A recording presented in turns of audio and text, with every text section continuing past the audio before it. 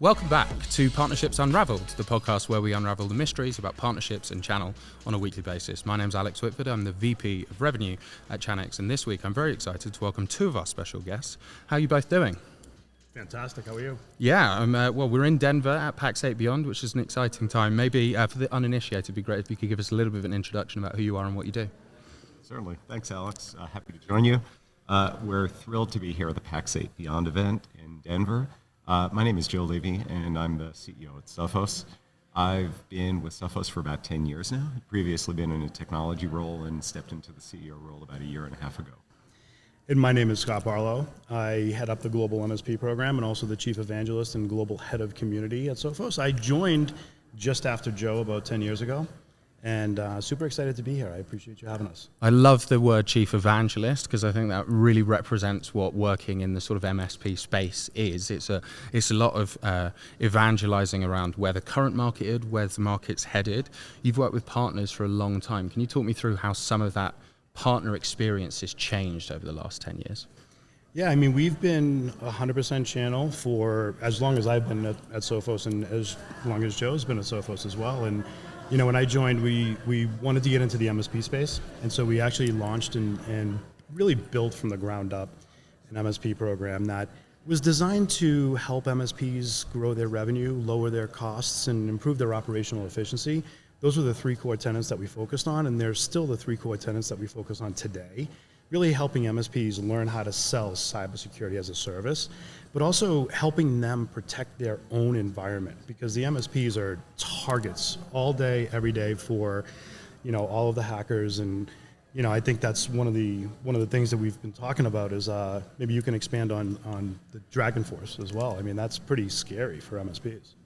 Yes, I think Dragon Force is just the most recent example in a trend that we've seen over the years in the industry where attackers are highly motivated to steal the keys to the kingdom. And when they have the opportunity to get in with administrative privilege with MSPs who are in the business of protecting hundreds of customers, and they have the opportunity to actually exploit the very platform that they're using to manage those environments, the RMM platforms themselves, it gives them just a huge kind of leverage against multiples of victims. And Dragon Force is just the most recent example of this. Yeah, what's sort of fascinating is slightly perverse, right? Which is the whole benefit of the channel is you can have this one throat to choke and access many end users and service many end users. But that's a two-sided sword, right? Suddenly now we have these bad agents looking to really expose the threat there. It's sort of fascinating to see how you guys are working so hard to protect. I know Sophos XOps is one of the many features and programs that you're running diligently to drive that forward. Maybe for our audience who are not familiar with some of those services, you can talk us through what that means.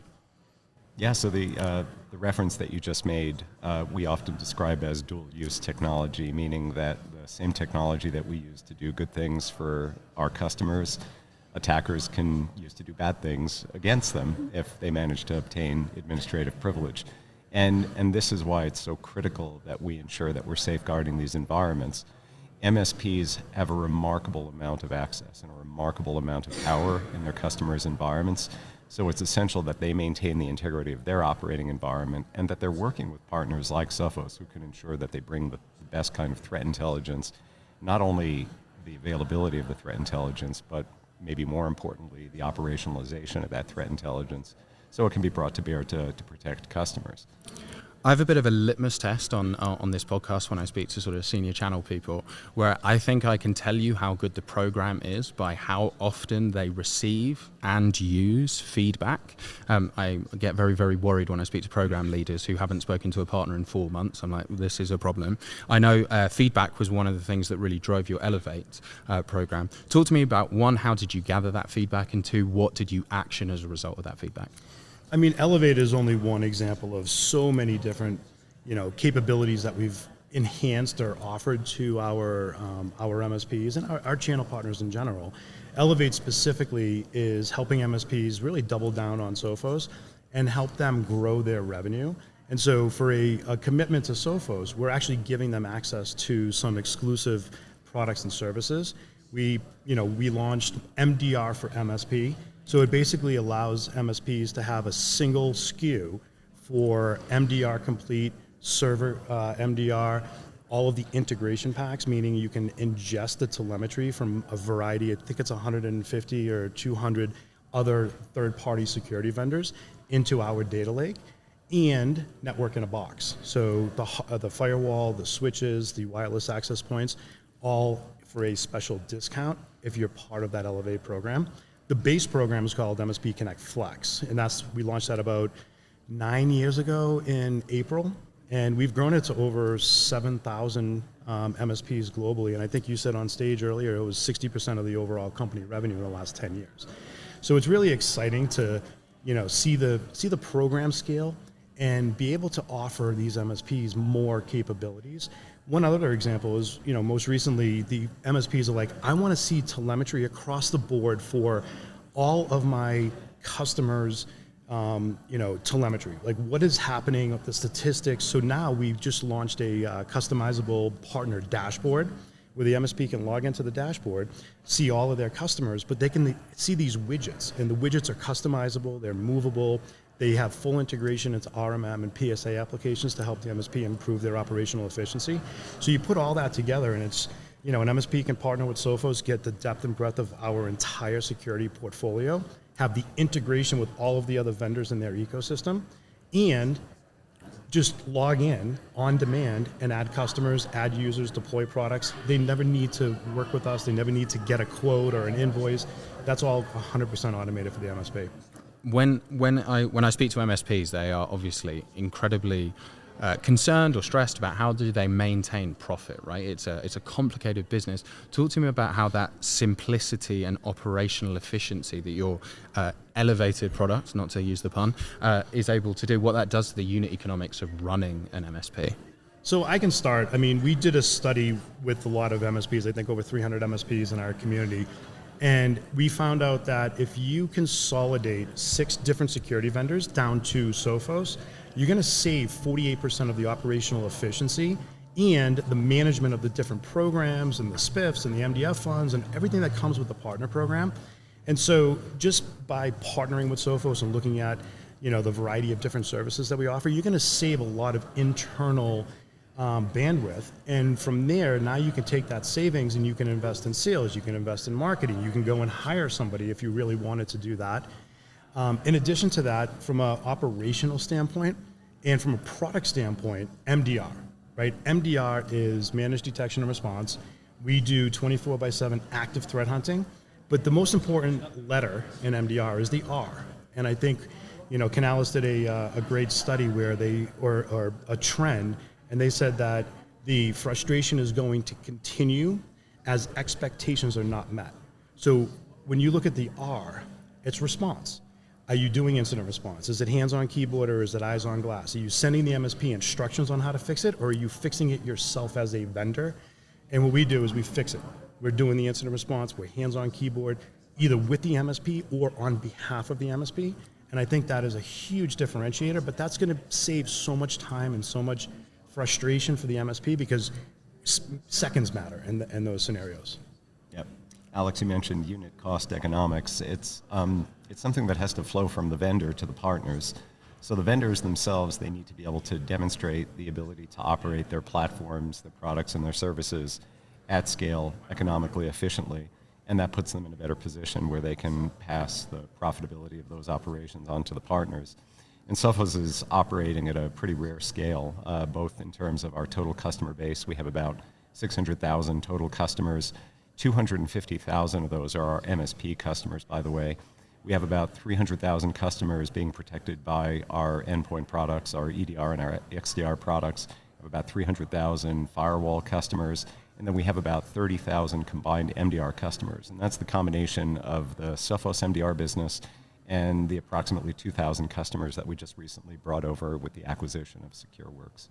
So one of the things that obviously that amount of scale is, it's impressive, obviously. Well done, guys. You're doing a great job, obviously. However, there must come a lot of learnings, both from a product and a security perspective, that you have data from all of those end users. How does that allow you to maybe box smarter, quicker, faster, respond better than maybe you would have been able to if you had half that scale?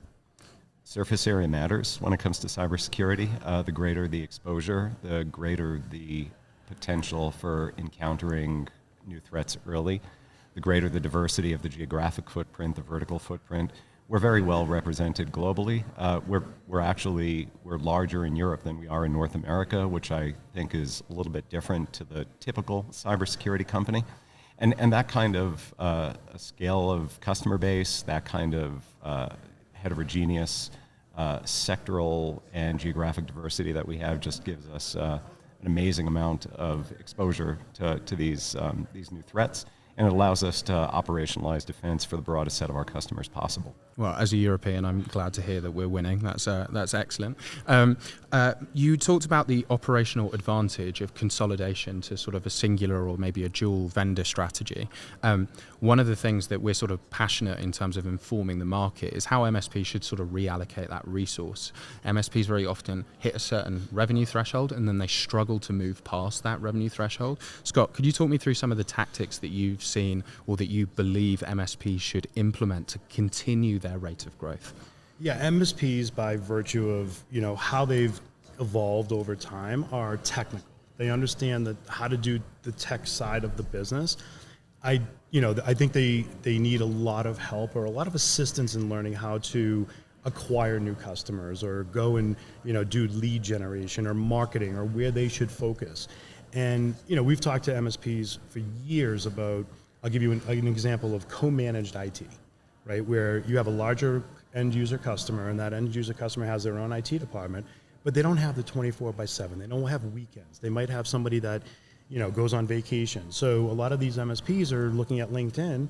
So when you have an end customer looking for a, technology analyst, well, pick up the phone, call that, customer, and now maybe they can outsource a portion of their IT to you as an MSP. And then that's going to help you scale the business. So I think what we see, more traditionally is investing in sales and marketing and growing their business. But also, we've had some MSPs that have saved so much by partnering with Sophos and helped scale their business because we do a lot of lead sharing and stuff like that. That a lot of these, MSPs, as they grow, they want to acquire some of the smaller MSPs in their territory. And that's another great opportunity for MSPs to grow their business. Awesome. One of the things that I sort of firmly believe when it comes to building a really healthy channel ecosystem, 3 Ps, product, program, personnel. We've spoken around how your product is powerful. One of the things that's incredibly important is what programs do to incentivize or encourage the right behavior.